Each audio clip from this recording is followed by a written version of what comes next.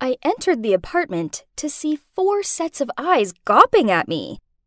Hang on, I know Ned and Philip from my math class, and the girl currently giving me a snooty look while twirling her hair around her finger was Jessica. Well, I didn't actually know her, but her wealthy and snobbish reputation preceded her. Then lastly was that emo kid. What was his name again? Deciding to break the uncomfortable silence, I said, "Oh, hey, so guess you guys are also in detention?" No one replied, though they surely heard me. Whoa, okay. This atmosphere was tense, and I thought I'd always been the awkward one. Honestly, I don't even know why I'm being made to do this weird detention. All I did was accidentally and poorly throw the dodgeball in the gym teacher's face. Then, when I was about to apologize, my tongue slipped. But, aren't you supposed to be the toughest since you're the gym teacher? I mumbled. Naturally, she was livid, so I ended up in the principal's office, and he handed me a piece of paper with an apartment address on it and said, "Go here for your detention. You'll stay here until you've learned your lesson." Huh? What type of unspecific instructions were those? Before I could ask him any more, he shooed me out of his office. Now, here I am in this random apartment with these untalkative kids. As I looked at them, I couldn't help but wonder what they'd done to end up here, especially when Ned was an excellent student. Did he make the wrong move in the chess club or something? We continued the whole staring at each other in silence routine. But then the door burst open and stormed in Gwen, our school's resident carefree tomboy. She sneered out, "Good evening, babies." Great! Now I was stuck sharing a living space with a girl renowned for playing pranks such as toilet papering the principal's car and filling the biology lab with live frogs. But seriously, how were we at her truancy level? Let's see who we have here. Gwen rubbed her hands as she walked around and stared at us. Princess Jessica? Oof, how come? She raised an eyebrow and grinned sarcastically. Just sit down and shut up. Gwen gave him a dirty look. This isn't basketball. You're not the captain here, jock. Then she squared up to him. Ned turned pale. Jessica rolled her eyes, and the emo boy, well, he was busy sketching something and clearly chose to ignore our existence. We'd only been here for less than an hour, and the last thing we needed was a fist fight, so I stepped in between them. Pulling a wry face, Gwen said, "What's this? Little Miss Friendly?" Look, we're all stuck here and we don't know for how long, so let's at least try to be civil. Let's try talking it out. So, I'm Ashley, and I'm here because of a misunderstanding with a gym teacher and a dodgeball. Geez, nobody cares! I can't believe I have to be here with these people! Jessica stood up and left. Pff, I'm with Miss Popular on this one. Ned sneered before he also left. And the emo boy, too. Then Gwen rasped and disappeared. There was only Philip and me left in the room. He was meant to be handsome and stuff, but looking at him now, I didn't think so. Ugh, this awkward silence was insufferable. This was just like that movie, The Breakfast Club, but much worse, and in much longer time. Who on earth had to pack clothes for detention? I had no idea how long I had to stay here for. So I decided to go to bed. I walked into the girls' room to see that both of the beds next to the window were already occupied. Bummer. They'd taken the best spots. I reluctantly got into the only bed left and hoped that tomorrow wouldn't suck as much as today had. The next morning, I woke up to yelling. Huh? I rubbed my eyes and yawned. It was still far too early. I went out into the corridor to see what was going on and saw Jessica and Ned arguing over the apartment's only bathroom. Jessica wanted to apply her makeup, while Ned really needed to go. Then Philip watched on and butted in on occasion to say something dumb. Why don't you use some of your nerdy mathematics to solve your problem? The only reason you need to spend so long applying makeup is because you're ugly. Ooh, burn! Philip laughed. Suddenly, the bathroom door slammed shut. They rushed over to it and tried opening it to no avail. 10 minutes later, the emo kid stepped out. Jessica screamed at him. How dare you! My personal stuff is still in there. I watched on, wide-eyed. OMG! These people were ridiculous! How was I meant to live with them? In the end, we eventually came to an agreement about the bathroom's rule. It was first come, first serve, but each of us could only have the throne for a max 15 minutes. Being in such a small space with people I barely knew was always going to be problematic, but not having our phones as a distraction made it so much harder. We had one TV, but there's only one lousy channel on it. No one cleaned up, no one seemed to get along. Ugh, seriously? When will this end? All of the constant dirt and arguing was driving me nuts. But then the final straw was this one time when I was washing my face, the cleansing foam accidentally got into my eyes to wipe it out. But to my horror, when I opened my eyes, so I quickly reached for a towel, I saw myself holding someone's sock instead. Yuck! After that, I gathered everyone and threw the sock onto the floor and said, "We need to sort out order, as I can't live like this anymore. It's gross." Jessica snorted. "Who are you to boss around? No one cares what you think." Before I even had a chance to say anything back, Ned piped in that Jessica was just a dumb rich girl who never lifted a finger.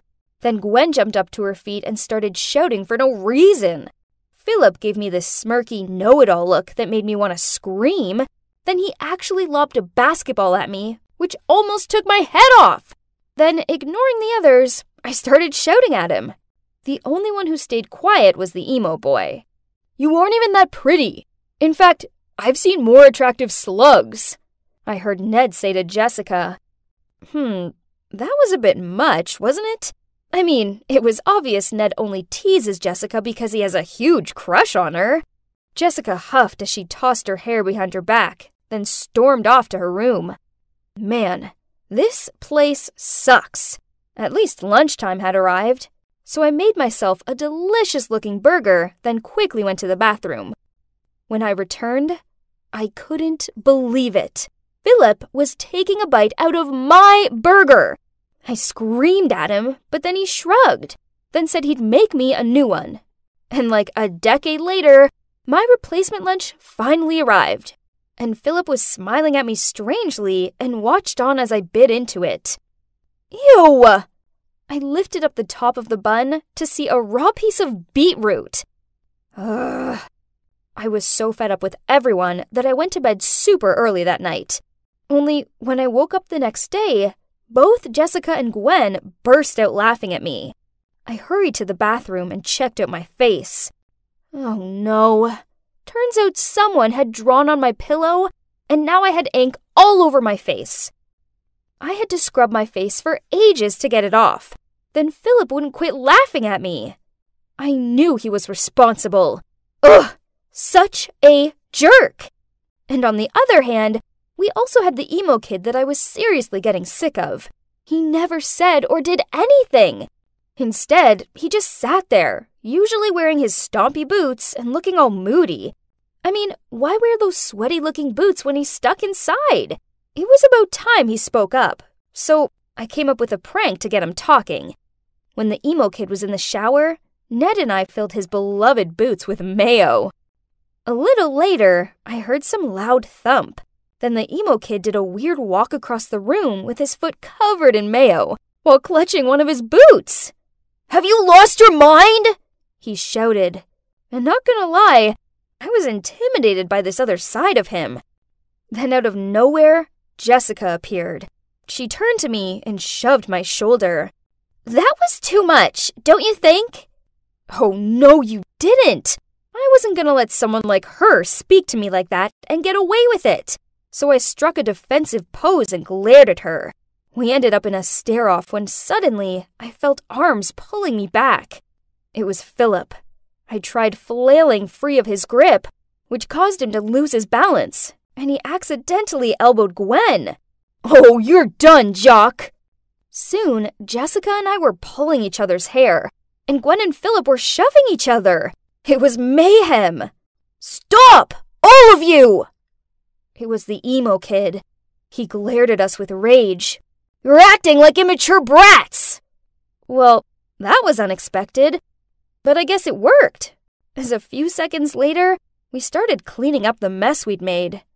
We knew something needed to change, so at dinner, we all sat around the table and tried to sort things out.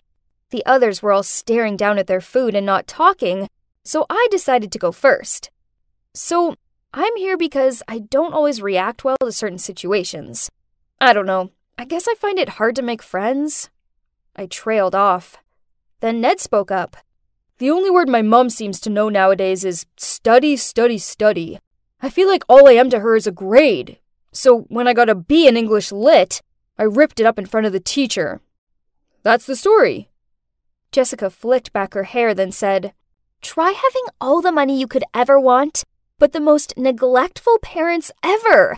I bet they still haven't noticed that I've been stuck here with you losers for days now, just because I told some girl her skirt was hideous. I was doing her a favor. Poof. Then Philip blurted out, My father wanted me to be strong and manly just like him. I don't want to be like him, but I'm worried I will be, and that I won't be able to do anything about it. So I skipped basketball practice, got into an argument with Coach and my dad, and now I'm in the weirdest detention ever. Gwen sneered. Least your dad's around. Mine does month-long disappearing acts. And my mom's dead. Oh, and I'm here because I put paint in some clown's locker. Serves them right for bad-mouthing me. Her words were followed by an intense silence. Awkward. But I felt like I understood everyone a little better now. Oh, but hang on. The emo kid hadn't said anything. Hey, you. I looked at him. So, what's your story? He shrugged, and I didn't think he was going to talk, but then in a quiet voice he said, I'm Stan. I never knew my dad. My mom isn't around, so I live with my grandparents. I'm here because I ignored the principal, but only because I had earphones in. Oh, I muttered out. Look, I'm sorry about your boots. I'll help you clean them if you like. Stan nodded. Jessica was right. I had been a bit harsh on him. Then Ned gave this awkward smile and said, Jessica, I know I've been a jerk to you, but it's only because I like you. Jessica didn't do so much as flinch. She still kept studying her nails. Probably because having boys smitten over her was already a part of her daily routine. Well, I might like someone too. Phil stretched his arms behind his chair. I guess I like winding her up. He looked directly at me. I felt myself blushing, and I had this weird fluttering feeling in my stomach. But why? My heart started racing. Now what was I meant to do?